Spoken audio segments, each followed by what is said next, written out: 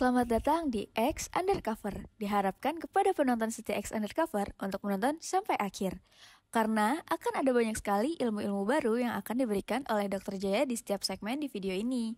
Jangan lupa like, comment, subscribe, dan share untuk mensupport Dr. Jaya dan tim. Selamat menonton! Panasnya. Terus apa yang saya lakukan? Sekarang saya punya duit. Orang kalau misalnya ada yang meninggal aja atau apa kita urunan untuk itu saya nggak punya uang. Sepeser pun nggak ada.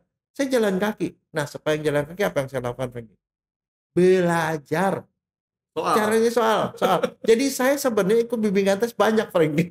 Ada bimbingan tes psikologi atau apa sih? Mereka kasih, mana saya lihat rapor kamu? Lah ini mah mesti diterima katanya. Paling terima. Sorry dok, ini hari ini bisa ketemu lagi sama dokter Jaya. Padahal nih dok, susah dok sekarang. Semua lagi bicarain dokter Jaya. Waduh, kayaknya kalau saya mau ke dokter Jaya nih, udah mesti pakai nomor tunggu nih dok. Untungnya saya nggak perlu pakai nomor tunggu dok ya. Ya karena kan kita sahabat lama. Iya, ya satu alma mater, satu guru satu guru. Satu perguruan. Bukan, ada kalau di bis itu. Kalau satu guru satu ilmu jangan ganggu. Ya, gitu kan. Dok, ini semua udah pada ngebahas masalah sianida. Kalau saya kan sama dokter kan sesuai dengan tujuan kita bikin channel ini, kan kita cuma mau ngebahas secara profesional keahlian dokter Jaya nih. Ya. Tapi kan ada satu hal yang saya lihatin di dokter Jaya nih. Itu gelar segitu panjangnya dok. Kalau saya dari dokter Jaya dan kebetulan saya mau ikutin ujian Sipenmaru atau SNPTM dok, pusing Apa? Saya mau tulis nama saya begitu panjangnya dengan gelarnya. Pertama kolomnya nggak cukup, kedua pada saat selesai tulis ujiannya udah habis waktunya. Jadi rugi. Nah, dokter kan udah terkenal di sana sini. Saya bagian yang mau klarifikasi nih, seberapa banyak duitnya dokter Jaya tuh ngabisin duitnya tuh dok ya, mulai dari dokter segala macam. Bapaknya dokter itu konglomerat yang mana dok? Nah itu dia sebenarnya ajaibnya di situ, Franky. Kalau orang yang kenal saya ya, saya itu berasal dari keluarga yang sangat miskin, Franky. Percaya nggak? Nggak percaya dok. Kenapa? Ya mau masuk ke dokteran aja kalau nggak punya duit nggak bisa. Nah itu dia. Nah jadi begini, Franky, saya ini barangkali nggak banyak orang tahu, itu kan ayah saya dulu itu adalah dari keluarga yang memang biasa-biasa saja. Ayah saya itu pernah jadi pedagang di Pasar Baru, ya kelontongan gitu lah di itu kaki lima begitu ya. Tapi dia nggak beruntung karena nggak punya jiwa dagang kali. Akhirnya dia kerja di perusahaan konveksi. Nah bayangin nggak kalau pegawai dengan perusahaan konveksi itu ya udah pasti gajinya kecil. Anaknya ada berapa, Franky? Coba bayangin. Anaknya zaman dulu kan banyak anak banyak rezeki. Nah, dia justru itu. Anak bapak saya 10. Wah, bayang nggak? Coba 2 lagi dok, bisa main bola tuh dok. Nah, 10 saya anak nomor 5, Franky. Nah, saking miskinnya nih, saya mau cerita zaman dulu lah. Waktu saya kelas 1, Franky. Kan kita nulis pakai pensil. SD. Kan nulis pakai pensil di buku. Buku saya habis, sudah diisiin, ditulisin gitu. Saya minta ke bapak saya, "Pak, minta dong beli buku." Bapak saya ngomong apa? "Ya, kamu punya stip kan?" Saya bingung. "Kenapa punya stip, Pak?" "Kamu setip aja, kamu tulis lagi, kan bisa dipakai lagi." Kebayang nggak, Franky? Saya, ya udah terus apa akibatnya? Karena saya mesti setip, saya mesti hafalin dong. Tulisan itu kan udah nggak ada lagi. Kalau ulangan gimana? Saya ngafalin. Nah itu sampai seperti itu. Jadi saya gini, itu satu. Yang kedua, saking anaknya banyak itu kayak komunis, Franky. Makan ayam tuh cuma setahun sekali. Kebayang nggak? Satu keluarga makan ayam setahun sekali. Dan bapak saya nggak sanggup beli ayam satu. Dia piara ayam kecil, ditaruh di tempat cuci piring. Kan ada sisa-sisa beras tuh. Dia makan tuh, jadi sebulan sebelum tahun baru itu dia taruh ayam. Ayamnya pas tahun baru tuh udah gede, baru dipotong. Bapak saya potong sendiri. Jadi saya waktu kecil bisa potong ayam loh. Pantesan nggak jauh-jauh gitu konversi potong. Itu mungkin belajar di situ. Tapi masalahnya kayak gitu. Iya, memang keluarga miskin banget. Dan kalau saya, mungkin Franky nggak percaya ya, waktu saya SMA sekalipun, itu Saya itu nggak pernah makan ke restoran. Dok, dokter tinggal daerah mana dok? Bisa sampai Nah. bapaknya kerja di Pasar Baru. Kalau nggak salah dokter juga kan sekolahnya di Budut ya, SMA 1 dok ya. Daerah mana tinggalnya dok? Saya di daerah Preman, Rengki, Tanah Tinggi. Oh. Waktu zaman saya dulu, waktu sekolah di SMA Negeri 1, Dok. mau pergi ke sana naik bajai, tukang supir bajai nggak mau, karena itu daerah narkoba, Rengki. Iya.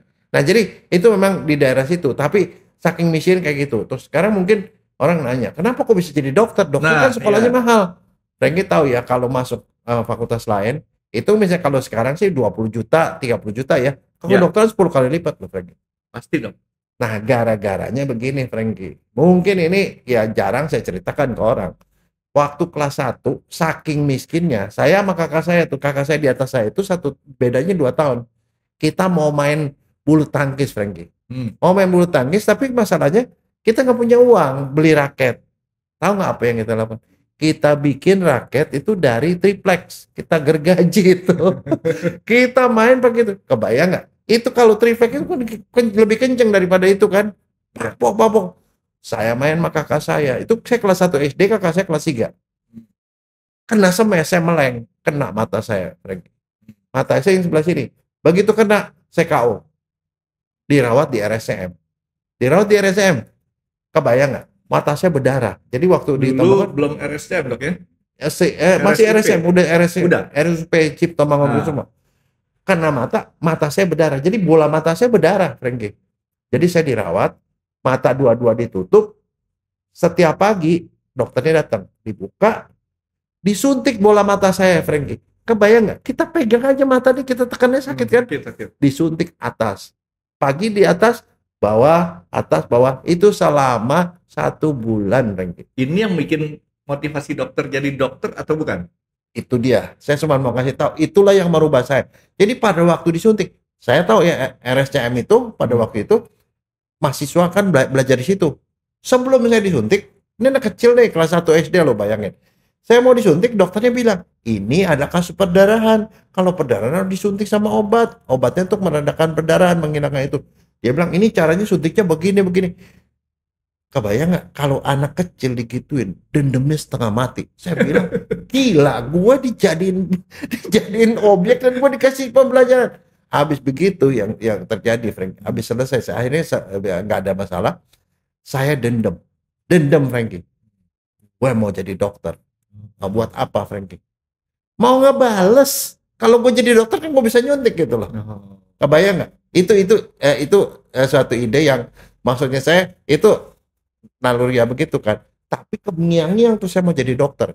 Tapi saya ngomong sama orang, semuanya ketawain saya, Franky. Lo nggak mungkin, jangan mimpi di siang bolong. Dari ujung, dari manapun keluarga saya tidak ada yang jadi dokter. Jadi apa aja dok? Banyak kan? Jadi pegawai. Okay. Jadi dokter satu. Kedua, dokter itu mahal. Semua gini-gini. Jadi saya ngomong ke sini, nggak ada yang percaya dan semua ngetawain saya. Mimpi lo gitu. Sampai ini ada yang merubah saya tuh waktu SMP. SMP saya ketemu guru agama. Saya kan ngomong sama SMP di mana dok? SMP Paskalis. Di dekat rumah saya. Saya jalan putih ya. Iya. Nah, situ saya ngomong sama setiap orang ngomong, semuanya tuh bilang ya lu nggak mungkin lah, lu mimpi gitu. Saya ketemu sama guru saya, guru agama. Saya bilang, Pak, mohon maaf Pak. Dia tanya, kamu mau apa gitu kan? Guru tanya kan, cita-cita apa? Saya mau jadi dokter Pak. Terus dia bilang, bagus itu. Baru sekali itu orang ngomong bagus. Terus saya bilang gini, tapi Pak, saya dengar dari orang nggak mungkin saya jadi dokter. Kenapa? Papa saya miskin. Terus dia bilang gini, sekarang gini, kamu baca nih Alkitab. Yang guru Katolik kan? Ya kasih. Terus baca ayat itu. Nah, ayat yang dibaca itu sampai sekarang saya ingat. Dia bilang begini, Tuhan Bapamu tidak mungkin memberi kamu ular kalau kamu minta roti. Itu ada ya? Terus iya ada. Dia bilang, apa artinya menurut kamu? Ya Tuhan itu baik, dikasihnya roti. Saya bilang, iya kan? Tuhan baik kasih roti, bukan dikasih ular. Bukan. Dia bilang, bukan. Kalau ular kan jelek kan, kasih roti. Bukan. Kamu perhatiin jangan di ularnya, kamu nggak mungkin dikasih ular. Dikasihnya roti. Bukan itu. Kamu perhatikan rotinya. Artinya apa? Kalau kamu minta roti, dikasih roti nggak? Iya, saya bilang. Betok lagi dok ya. Iya, minta roti, kasih roti. Jadi Tuhan tuh pasti memberikan apa yang kamu minta. Nah sekarang kamu percaya nggak Tuhan Maha Kuasa? Iya. Ya, dok. Kalau percaya, kamu mau jadi dokter, kamu minta sama Tuhan. Jangan ngomong sama orang lain, minta sama Tuhan. Kalau kamu minta, pasti Tuhan kasih. Tapi ada caranya. Kalau itu kamu harus usaha. Bagaimana Pak usahanya? Masuk SMA, IPA. Waktu itu kan kalau kedokteran kan harus IPA. Iya. Sekolah IPA.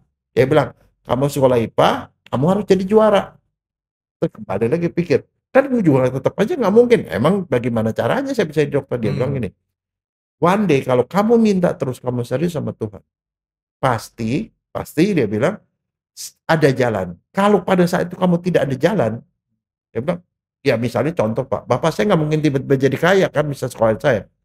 Kamu cari Bapak akan cari orang-orang kaya untuk membiayai kamu. Tapi syarat satu, kamu juara. Itu Frankie yang kemudian saya bilang, iya juga ya. Saya dari SD Katolik ya, Paskalis, SMP ke Paskalis, terus saya pikir logikanya aja Frankie. Pada waktu itu tahun 76-an itu SMA Negeri 1 tuh SMA yang bagus. Saya tanya ke teman-teman, dia bilang SMA Negeri 1 itu kalau yang masuk di UI itu banyak ratusan orang. Terus saya cuma pikir, kalau saya di swasta kemungkinan masuk ke UI kecil.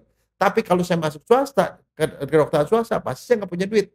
Apalagi keluar kota. Jadi harus UI. Kalau nggak UI, saya nggak bakal sekolah gitu.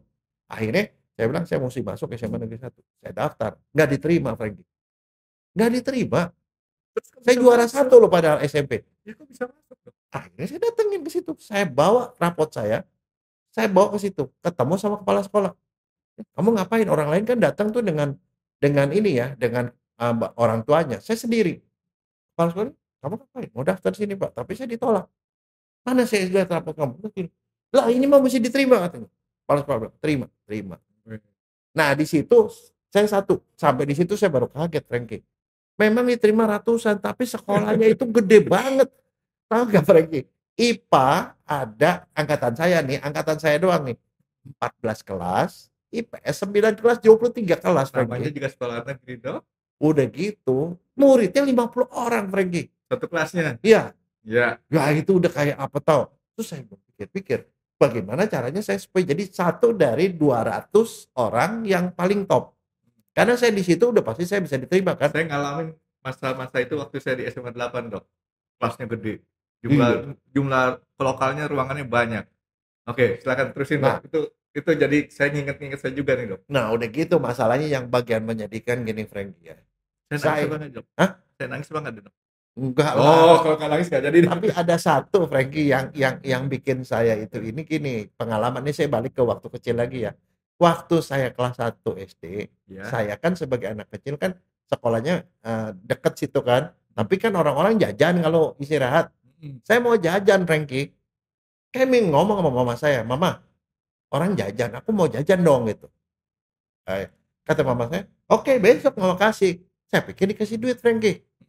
Besoknya dikasih tampah Frankie. Tahu tampah ya? Tahu. Tampah. Isinya kue-kue, ada kue apa kue macam-macam. Mana itunya? Ini. Kamu jualan dia bilang.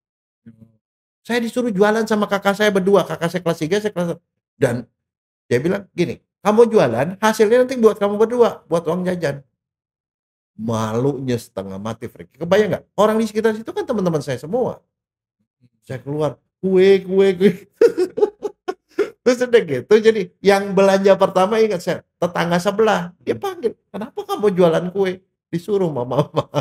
Kesian lah katanya anak kecil. Saya sekolahnya siang Frankie. Jadi itu pagi, akhirnya dia beli. Tapi akhirnya selesai 1 hari, tanggal Frankie. Uangnya yang dari jajanan itu yang laku cuma 20%. 20% laku, 80% enggak itu. Saya bilang ke mama, "Mah, ini enggak laku begini." "Udah, enggak apa-apa, kita makan aja," katanya. Terus ya ini uangnya hasilnya bagi 2. Habis gitu, mama saya bilang gini, "Kalau besok mau jajan lagi, mama siapin lagi." Habis begitu saya bilang, gila saya mau ngomong sama kakak saya, "Mau nggak gitu?" "Enggak, mendingan kita puasa, kita nggak usah jajan daripada kita suruh jualan." Tapi itu saya dulu waktu itu saya kesel sama mama saya, sama kakak saya. Kenapa kok dipersulit anak? Tapi belakangan saya baru menyadari itulah cara orang tua saya mengajarkan kalau kita nggak berusaha nggak bakal lu nggak boleh makan, nggak punya hak untuk makan. Berusaha itu loh yang mau diajarkan. Mama saya jelas rugi dong. Dia siapin sekian banyak nggak laku. Tapi itu memberikan gambaran ke saya. Kamu harus kerja keras kalau nggak kamu nggak makan. Mungkin dokter ini orang yang berangkat dari nol banget dok ya. Nah, Dan saya ngelihat bahwa dokter ini punya keimanan yang cukup tebal ya, cukup besar ya. Pertanyaan saya dok, masalah iman, dokter bisa pindahin gunung nggak dok?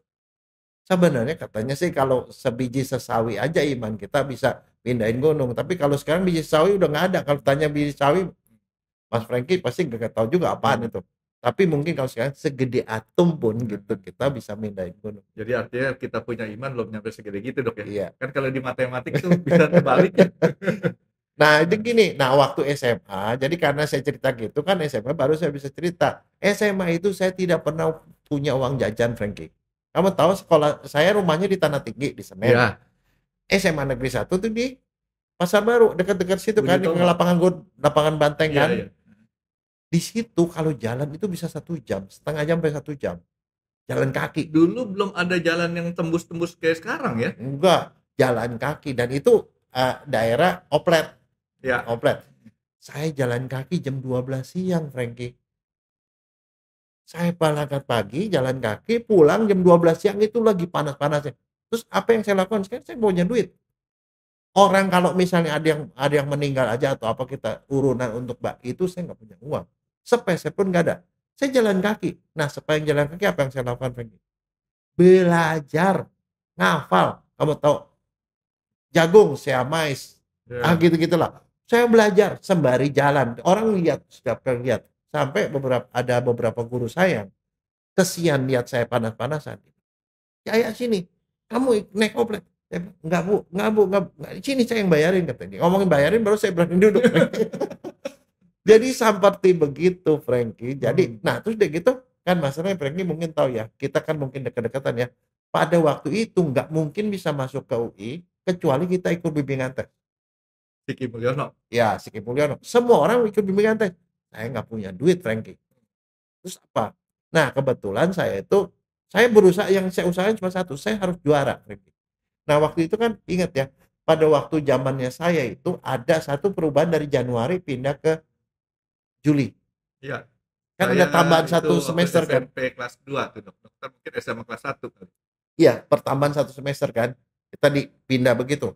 Nah, jadi pada waktu itu orang-orang itu ya, jadi saya tuh ada di kelas 2 tuh ya, jadi lebih lama gitu. Nah, orang ikut bimbingan tes, saya nggak punya uang. Saya ikut bimbingan tes yang diadakan oleh alumni, yang nggak bayar. Nggak bayar. Tapi kemudian karena saya banyak bantu teman-teman, ngajarin teman, saya belajarnya dengan cara ngajarin orang. Jadi teman-teman saya banyak kan cewek-cewek gitu, minta diajarin apapun gitu ya. Nah, waktu saya ngajarin orang itu, mereka ikut bimbingan tes. Jadi mereka datang ada masalah. Ya, ini caranya soal. Jadi saya sebenarnya ikut bimbingan tes banyak, Franky. Ada bimbingan tes Siki Mulyono apa sih?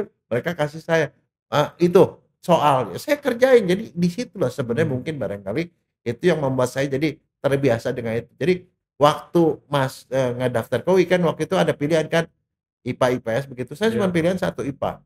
IPA-nya FK, FKUI, kedua FKUI. Artinya kalau nggak sekolah, nggak diterima, saya nggak sekolah. Begitu. Nah, begitu daftar, saya ujian, saya udah gitu, udah nohop deh. Pokoknya whatever saya maju aja. Ternyata diterima. Tapi diterima bukan masalah selesai, Franky. Pada waktu itu uang pangkalnya 45.000 atau berapa gitu. Itu pun nggak punya uang, Franky. Nggak punya uang. Udah gitu kalau kedokteran kan tahu ya, bukunya tebal-tebal. Mahal lagi. Nggak punya uang. Saya ngomong ke papa saya, ini uang pangkal segini. Kata papa saya, papa nggak punya duit. Terus papa saya pergi, nah saya cerita nih. Papa saya pergi ke saudaranya juga banyak, ada nama atau apa yang banyak yang lebih sukses lah. Ke kakaknya ngomong gitu. Franky tahu apa yang terjadi? Bukan dikasih pinjam, dia bilang kenapa? Gua mau minjem anak gue masuk ke kedokteran di UI. Dia bilang, anak lu itu anak tidak berbakti, anak yang egois. Karena kenapa? Udah tahu adiknya masih 5, dia mau masuk ke kedokteran. Kalau dia masuk ke kedokteran, adik-adiknya nggak sekolah semua katanya. Anak tidak berbakti, nyusahin orang tua sampai mesti orang tua minjem. Habis itu dikasih pinjam, kagak Franky. Nah, yang dikasih nasehat Franky. Terus udah gitu, papa saya bilang, aduh gimana ya? Dia ngomong sama semua saudaranya, kagak ada yang mau ngasih. Saya punya kakak 1, ya asal tahu aja Franky. 4 kakak saya di atas, saya nomor 5 ya. Itu semuanya sekolahnya cuma SMP semua, Franky. Saking miskinnya. Terus kakak saya 1 tuh yang paling besar, itu dia kerja sebagai pegawai di orang jual rokok gitu, agen rokok. Dia pinjam sama bosnya. Bos pinjam potong gaji. Nah, pinjam potong gaji, dipotong gaji, akhirnya dapat, saya bisa masuk. Jadi si bos ini lebih sosial daripada saudara ya? Iya, tapi kakak saya tuh potong gaji. Nah, habis begitu saya kan nggak tega kakak saya mau gitu, karena habis itu kakak saya harus biayain yang lain-lain kan. Ya kan, biayain. Terus saya pikir bagaimana? Saya ngajar orang, Franky. Jadi waktu sekolah kedokteran saya ngajar anak SMP soal matematik, fisika, kimia, segala macam. Saya ngajar les private. Dari situlah saya dapat duit. Terus saya jualan, Franky. Waktu kuliah. Jualan apa? Buat duit jajan, Dok. Ya buat beli buku segala macam. Buat duit jajan lagi, Dok. Saya buat beli buku, buat beli apa? Saya jualan apa? Saya jualan baju sama teman-teman. Saya jualan kartu Natal, kartu Lebaran, saya jual apapun yang bisa saya jual. Nah itu kenapa? Karena saya punya pengalaman jualan waktu kecil. Iya. Udah di training ya. Nah akhirnya selama itu, tapi saya kemudian ada beasiswa, saya daftar beasiswa, saya dapat beasiswa. Nah beasiswa itu yang menambah uang saku saya selama sekolah untuk beli buku dan segala macam. Soalnya kan kedokteran tuh beli kadaver aja berapa duit, Dok ya? 20 juta pada waktu itu. Hah? 20 juta saat itu. Waktu saat itu 20 juta itu dipakai kira-kira 20 orang. Kebayang nggak? Jadi memang maksudnya saya memang mahal. Bukunya juga tebal-tebal dan kita nggak bisa minjem orang. Dok, kita harus. Ini saya tadi ngomong kadaver keceplosan. Mungkin dokter bisa jelasin kadaver itu apa, Dok? Kadaver itu mayat. Jadi kalau dokter itu kan belajar mesti dari barang yang real kan. Jadi ada mayat, sudah diawetkan. Nah dokter itu belajar gitu, dikletekin di bawah kulit ada apa sih?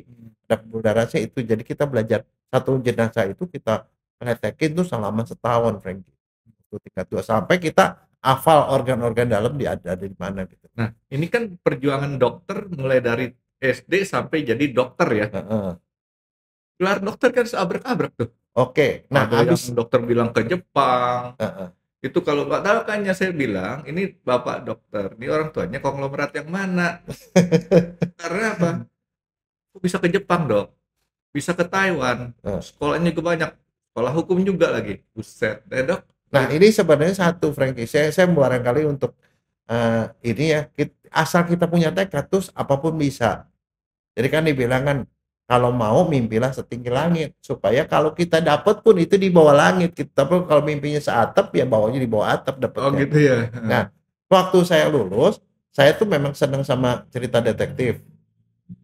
Nah, karena saya senang sama cerita detektif, kemudian saya masukin sebagian separuh saya masuk di temperatur kamar biasa, sebagian saya masukin kulkas.